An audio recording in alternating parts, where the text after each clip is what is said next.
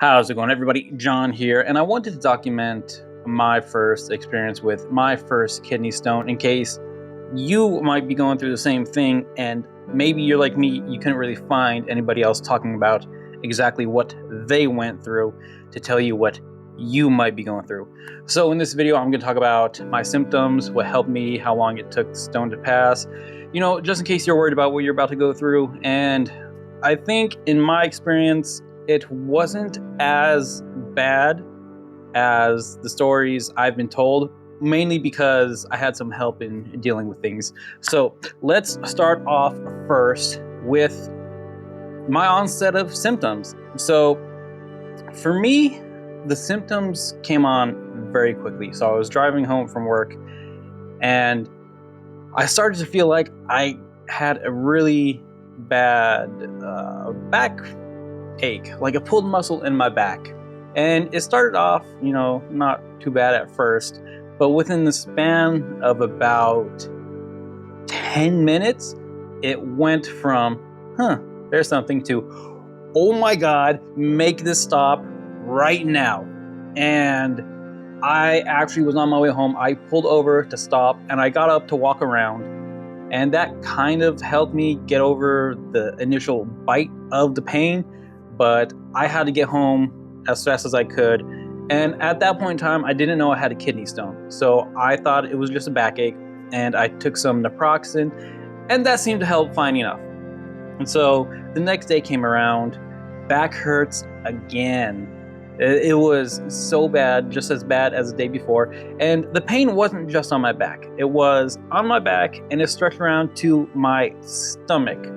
And when this happened, I also felt like I had to pee a lot, even though I didn't have anything left to pee. And this was a common theme. So, onset of symptoms was Thursday evening. Friday, still felt bad, did not work. Drive for a living, did not work. It was still very bad that day. Saturday morning, still bad. And this is when I was like, okay, there is something going on here. Wanda, some friend of mine, she told me to go to the ER because she thought I might have a kidney stone or there might be something else going on. So I was kind of hesitant to do it at first, but I was like, you know what? I'm in so much pain right now. Pop some naproxen, wait till that kicked in, and drove myself to the ER. And so when I got there, they do all the typical ER things. At this point, if I sat down, the pain went through the roof. So I had to stay standing and walking, otherwise I was just in agony. And while I was there in the ER, they initially just wanted to give me Tylenol, which I was like, I don't know if Tylenol is going to be good for this or not. So like, okay, we'll give you a Norco instead. So they gave me the Norco, and it took about, an hour to kick in. And after it kicked in, I was actually fine. It was only 325 milligram, but it worked great. So in the ER, they took a urine sample, they took a blood sample, they did a CT scan, came back on the CT scan with 3 kidney stones. The one that was causing me problems was on my left kidney. It was a 4 millimeter stone, but it was already close to the bladder. So I had to pass it naturally. And then I had 2 others in the right kidney, but those were too small to matter. So what they gave me when I left the ER, the prescriptions that they gave me were the Norcos and the Flomax. And then they told me to take acetaminophen just as, a regular painkiller. And so the way I took these is I was taking the acetaminophen under my limit, so your doctor should give you a limit, that's what that is, to maintain a baseline of comfort. And what I was told was at some point that baseline would no longer be viable on the acetaminophen, and then I would have to move over to the Norcos. So I didn't know what this process was going to be like. So I was asking ChatGPT about symptoms and what may or may not happen, and it wasn't helpful. So it was wrong about a lot of things. So for me, all in all, brief overview, my symptoms lasted for 10 days with a 4 millimeter stone. Okay, so now what I did was, after asking ChatGPT about symptoms and what's going to change, this, that, and the other, which he was completely wrong about, I had a ton of anxiety and I was very scared of what was going to be next and the oncoming pain. So what I found out was, after everything was said and done, the worst pain is when it first starts until the stone goes into the bladder. Okay, it's going to be the same pain no matter what. Now, for me, most of the time, days 1 through 7, the acetaminophen was just fine. It worked with controlling pain, gave me a nice baseline. Now, they gave me 10 Norcos, and within those first 7 days, since I didn't know what was going on, I occasionally took a Norco because I thought, oh God, here we go. This is what it's going to be. The pain's about to get worse. Never happened. Okay. I will say, however, the last 3 days, the pain medication essentially stopped working. The acetaminophen did nothing. The Norcos did nothing. And previous to this, what I also had learned was the acetaminophen would take about an hour to an hour and a half to kick in, whereas the Norcos would take about half hour.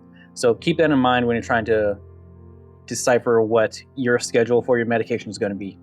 Now, those last 3 days were really, or could have been, absolutely agonizing. But like I said, thank you, Wanda. She told me to get a heating pad, and that absolutely saved my ass. So when the medications stopped working, the heating pad was the only thing that would actually help me, and it worked wonders. So what I had to do was, I had to take my shirt off and lay down directly on the heating pad, turn it all the way up. And within about 5 to 10 minutes, all that pain I was feeling was gone. And I could sleep, I could watch TV without being in agony. It was wonderful. It was the best thing I could have done. So very grateful for her to put me on to that. And so now, the last 3 days, I was constantly with the heating pad on my back, whether I was laying on it, whether I had it wrapped around me, however I could keep that on my person. And one thing that didn't work, let me show you this.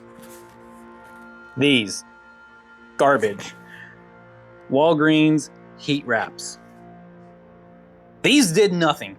They do not get hot enough to have any effect whatsoever. Do not buy these, okay? Get yourself an actual electric heating pad that you plug into the wall or your car. Like I said, I drive for work, so I actually went on Amazon and I bought a heating pad I could plug into my car. I will actually link that in the description in case you want to buy one. And so those last 3 days, I didn't use the medication.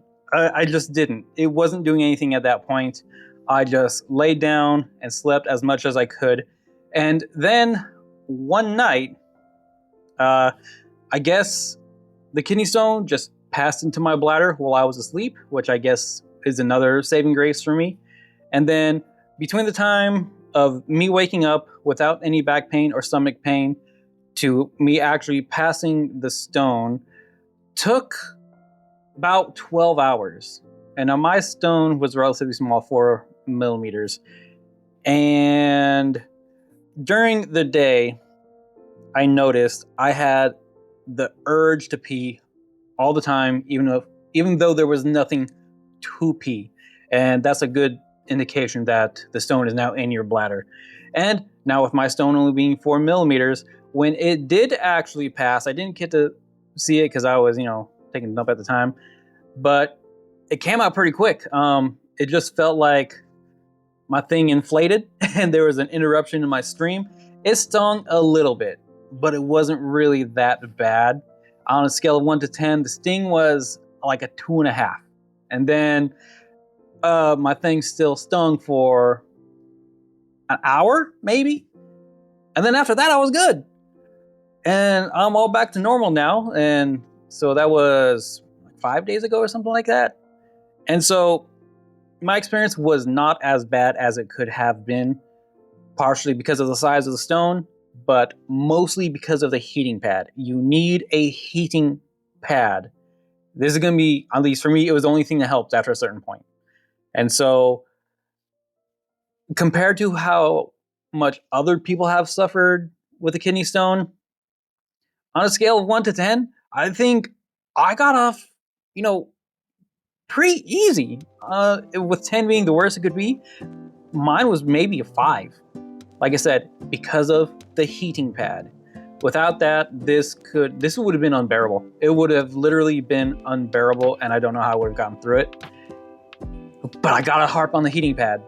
Get the heating pad. It's gonna make things so much easier. If you have to work, buy a heating pad with a long extension cord, something you can wrap around your body like I did so I could drive. That's gonna get you through it at the end. The rest of the time, see what your doctor says. For me, the acetaminophen worked just fine.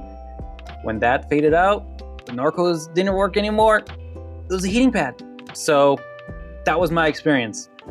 Don't be too afraid of this. Like I said, there are ways to make it so that you're not in agony at all times.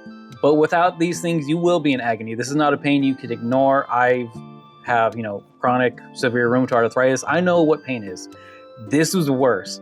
It's not something that just happens and it goes away. It's not something you can ignore, not something you can fight through. It feels like your kidney is being crushed inside of your body, which kind of is because it's inflamed.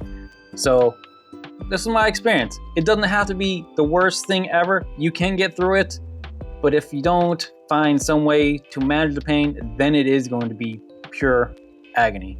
But anyways, that was my experience. I hope this helps somebody. If you have any questions, feel free to leave them in the comments and I'll try to get back to you as soon as I can. Other than that, take care.